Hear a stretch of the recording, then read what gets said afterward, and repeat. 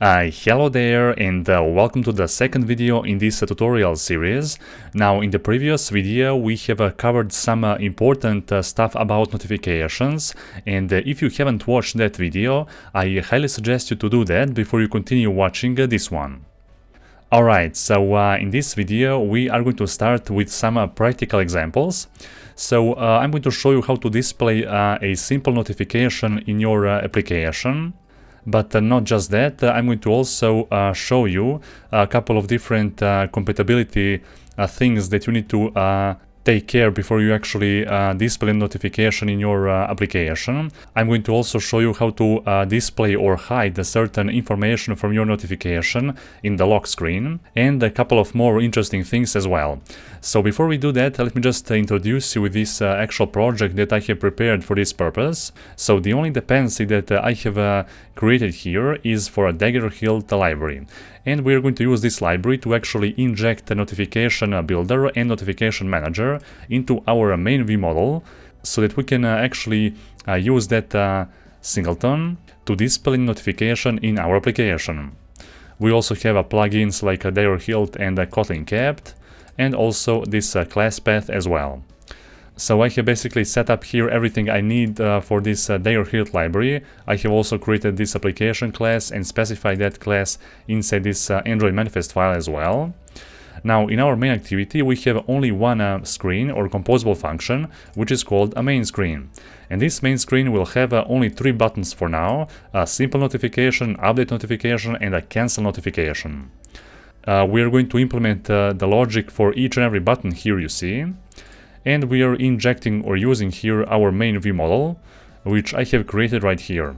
So this main vModel contains two different types that we are injecting. And those are Notification Compat Builder and the Notification Manager Compat. Now in our dependency injection module, here now we need to specify and create an instance of those two types so that we can actually show a notification in our application. So this is our notification module. I have created two different functions. The first one will return Notification Compat Builder instance, and the second one will return a Notification Manager Compat instance. And those two will basically be a singleton in our application. Now here we are going to specify that builder, Notification Compat Builder, and describe how our notification will actually look like.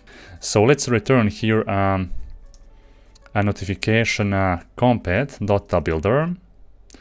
And this is the actual place where we define how our application, or actually notification, will look like.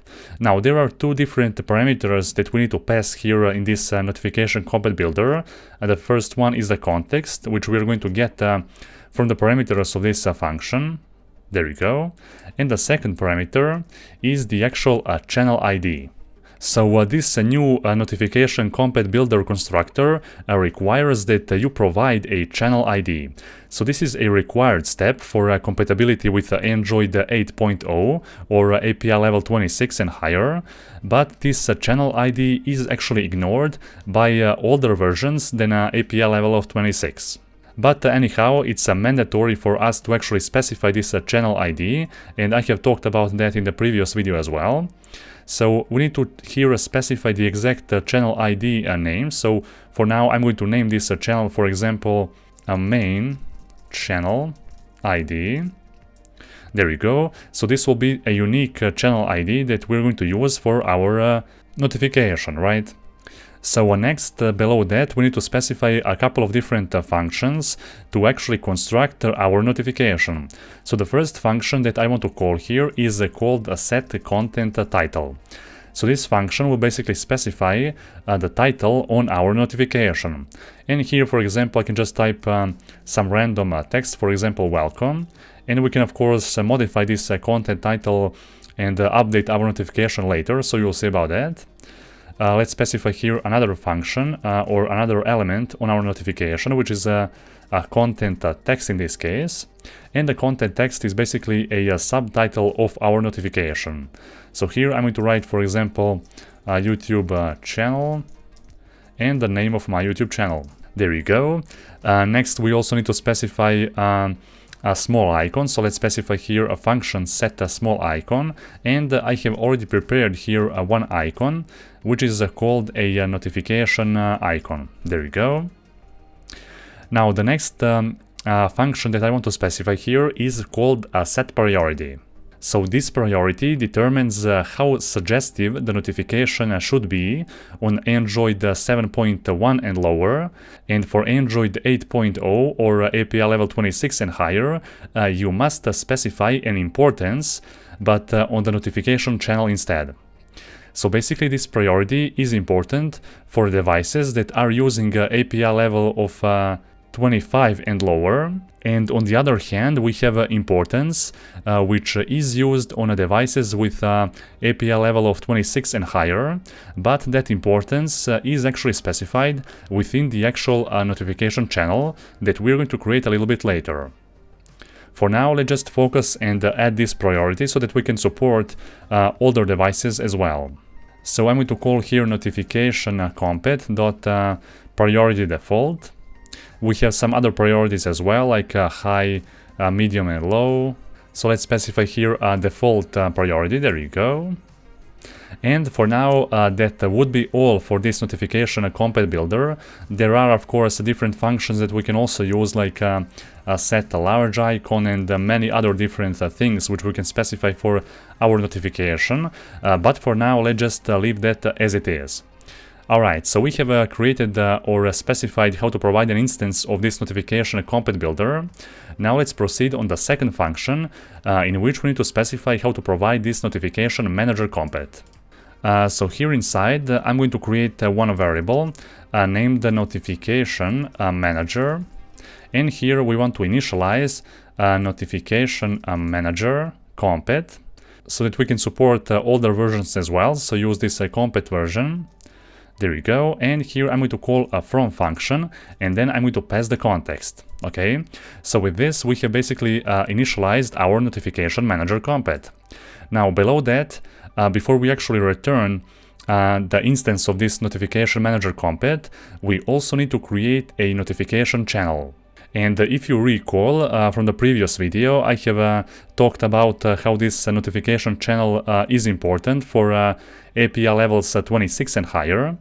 So if you don't create and specify a notification channel, then you will not be able to display your notifications on Android devices from an API level 26 and higher. And that's why it is important for us to actually create that notification channel. I'm going to create a new variable named channel, and then I'm going to call here notification channel class. And then we need to pass here a couple of different parameters. The first parameter is a channel ID. So this ID needs to be the same as the ID that we have specified right here. So let's just copy that ID right here. The second parameter is the name of this channel. So I can name this channel, for example, a main channel. And this name of our channel will be visible within the user settings of our application. So you will see about that. And the third parameter is the actual importance level. So I have talked about this importance level in the previous video as well. So to support older versions, we should always add this set priority function, and to support the newer versions, we need to specify here the importance level as well. So let's call here notification manager dot importance default, for example. And now here we have a warning. So if I press here Alt plus Enter, then you will see that the Android Studio will suggest us to actually surround this code with if block to basically check whether we are using the newest version or the API level 26 and higher. So as you can see, this version code O represents the API level of 26.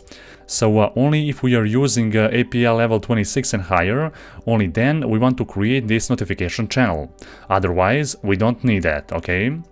Let me just here rearrange this code a little bit. So I'm going to add that variable right here inside. I'm going to remove this else block, and here within this if block, I'm going to also call our notification manager to set or actually create the notification channel.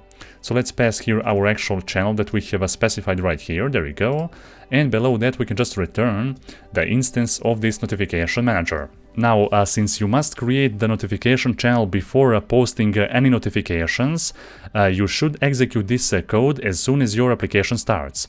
But don't worry about that, it's totally fine. It's fine to call this code many different times, because creating an existing notification channel performs no operation.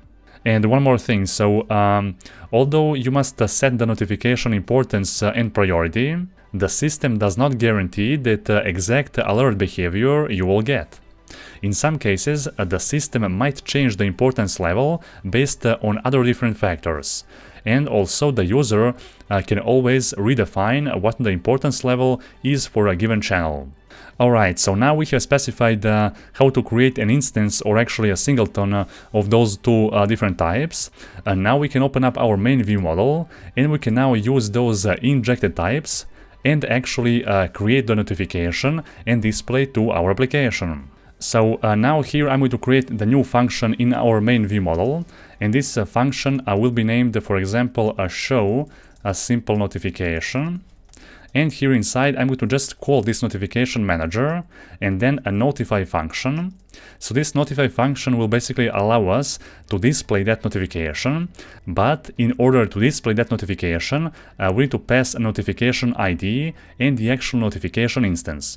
So for the ID, I'm going to just specify here some a random value, for example number 1, and for notification type, I'm going to call our notification builder that we are also specifying here in this main view model, and then I'm going to call a build function on top of that. And now this function will be called in our main screen on our onClick listener or lambda for our first button. And now let's just call here a main view model, then a member reference, so 2 double colons, and then let's call our show simple notification function.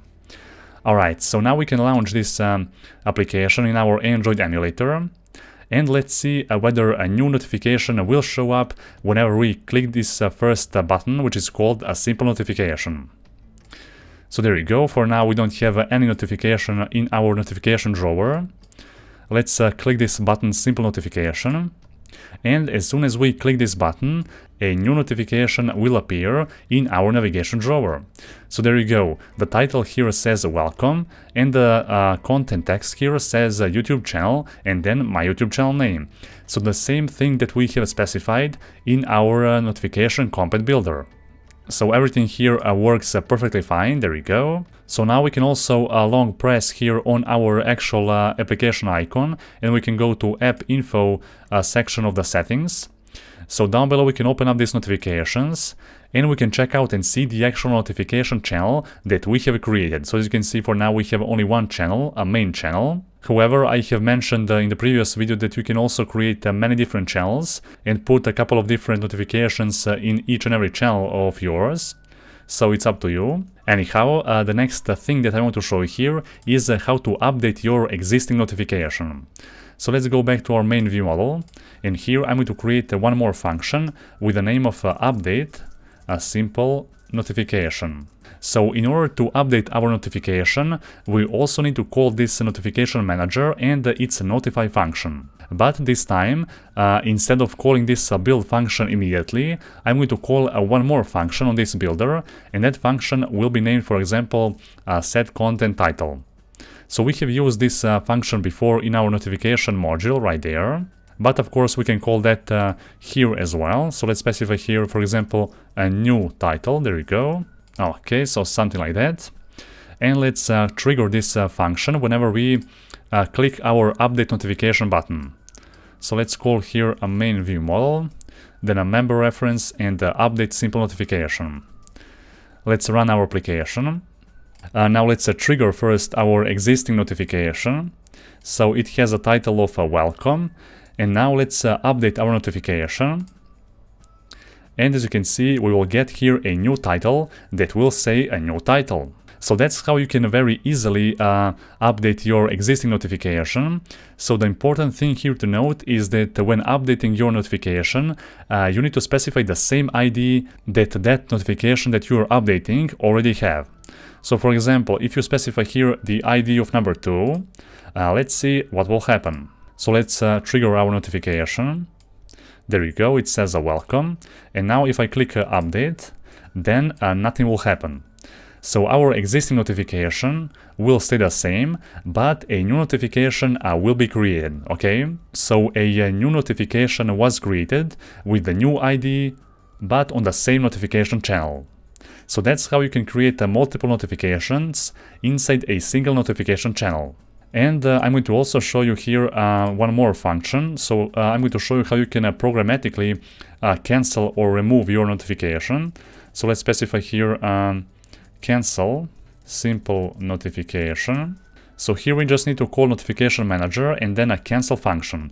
This function accepts only one parameter, and that is the actual ID of the notification that we want to cancel. Okay, so now let's call this a function from our main screen. So right there, so main view model, and then a cancel simple notification. Perfect. Let's run our application. Trigger this notification first. There we go. So now we have it. And now we will cancel that notification as well. Perfect. So those functionalities works perfectly fine within our application. And the last thing that I want to show you here in this video before we end is about the actual lock screen. So I'm going to show you how you can control the level of details that are visible in the notification from the lock screen. And in order to control that, we need to go back to our notification module, and within our notification builder, we need to specify one more function, and that function is called set visibility. So this visibility accepts the actual integer value. So there are three different values that are available for this function. We have a visibility public, which will basically show you the notification's full content. Then we have visibility secret. So this value will basically hide all the parts of the notification from the lock screen. So the notification will not show up in the lock screen at all. And we have this visibility private, which basically shows a basic information such as the notification's icon and the content title, but it will hide the notification's full content. So I'm going to show you now all those visibility modifiers. So first, let's start with this secret, or with this public first. Let's go with this public first, okay? Before we start this application, we need to configure our lock screen. So let's go to our system settings. I'm going to open up here security category. There we go. And let's choose a screen lock. So in order this to work, we need to select either a pattern, pin, or password. I'm going to choose now this pin option. So let's choose 1, 2, 3, 4, for example. Click next. Let's repeat here this pin. Confirm that. There we go. So now we're going to be asked to choose one of those options from here, and just leave that as it is. So show all notification content. So click done. All right, there we go. Now we can go back actually. So now let's run our application and see whether our notification will show up in the lock screen itself as well. So let's show up this notification. There we go. Now it's visible here in our notification drawer. So if you want to lock your screen, just press this power button once. And if you want to unlock the screen or just trigger the screen, just press this button once again. And as you can see, now we can see our notification here as well. So we can see all the information that we can see in our unlocked screen as well. Okay, let's just here unlock now. Let's now select here a different visibility modifier. So let's choose here this secret. So visibility secret. There we go. Okay, now let's launch our application so we can see whether our notification will not show up on the lock screen. So now as you can see, we can see our application or actual notification, but let's try to lock our screen. And now as you can see, that notification is no longer visible within our lock screen. So only if we unlock our actual device, only then we will be able to see this notification. Alright, and now let's check out here one more visibility modifier. So let's call here a visibility private. So this private visibility modifier will show the notification on all lock screens, but it will hide some sensitive or private information. And within this private visibility modifier, there is also one more function that we need to specify. So with this private visibility of our notification, we also need to provide an alternative version of the actual notification content, which will hide certain details. And to provide that alternative notification, we need to create and actually call one more function and specify a new notification builder inside it. So I'm going to call here a function which is named set public version. And here I'm going to call notification compat builder. And here I'm going to call this notification compat builder once again. Let's specify those same parameters. So let's specify here this same name. So main channel ID. Down below, let's specify here the title, which will be visible only when our lock screen appears. So let's here specify, for example, hidden. Then set content text. Here I'm going to say, for example, unlock to see the message. And let's call here a build function. There we go. So this set public version is only used if you're planning to use this visibility private modifier in your notification compat builder. So now I'm going to remove this application and install this application once again. So just in case. There we go. Now let's launch this application. Now trigger this notification. There we go. We can now see that right here. And let's open up our actual lock screen. But as you can see in this case, we are not able to see that hidden content within our lock screen. And if you're wondering what is the reason, well, now I'm going to show you. So let's go to the application settings or system settings actually. Let's go to notifications. And down below you're going to see here one option that says sensitive notifications. So show sensitive notification content when locked is enabled. And in order to use this private visibility modifier, we need to disable this option, okay? And only after that, we will be able to see the hidden content within our lock screen. So now as you can see, we can see that regular message. And if I now lock the screen, then we are going to see a different message that will say hidden and unlock to see the message, which is the actual notification content that we have specified within this set public version function. Alright, so now in this video you have seen a couple of different things of how you can initialize and create some basic and simple notification within your application. So of course you don't have to use this dependency injection library to handle the creation of your notification. There are other ways as well, but for me personally I find this approach quite helpful, because it will allow me to create a singleton of those two types and just use them and inject them wherever I want. You have also seen how to set this visibility modifier to hide or show certain notification details within your lock screen. You have seen how you can actually display notification, update notification, and cancel it as well. So be sure to comment down below and like this video if you find it helpful, of course. And from the next video, we are going to continue exploring notifications in Android furthermore. I'm a legend when they lay me down to rest.